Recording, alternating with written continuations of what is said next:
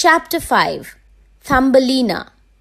Aunt Jenny had no child. She wished for a child wholeheartedly. Soon there came a fairy. She gave Aunt Jenny a seed to put it into a flower pot. "Thank you," said Aunt Jenny, and planted it in a pot. She watered it daily and kept it in the sunlight. Soon it had a beautiful tulip flower but tightly closed petals. Aunt Jenny kissed it and the flower opened. Within the flower sat a very delicate little maiden. She was scarcely high as half of thumb. So Aunt Jenny gave her name as Thumbelina.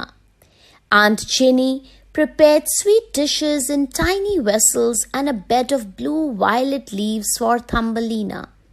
The days went on happily in Aunt Jenny's house.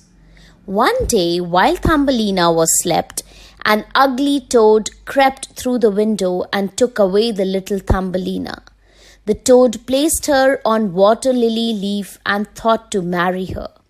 Soon Thumbelina awoke and wept loudly. A fatty fish who swam across saw the maiden. She took no time to understand the matter. She cut the leaf stem and let the little maiden float along the current. Soon a beetle saw her and captured her for its own marriage.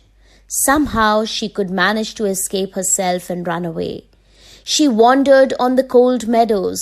She took pollens as her food and dew as drinks. A little away she saw a cottage.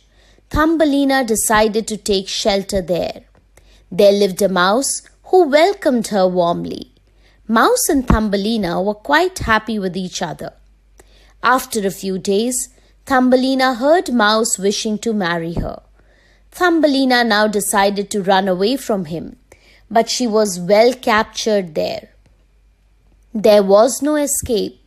How could she be free from there? She wondered. Just then she saw a wounded bird.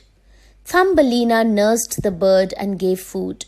They became closer, and later Thumbelina shared her story. Being kind, the bird grabbed Thumbelina and carried over hills, meadows, plains, and they reached a flower valley. The place was full of flowers.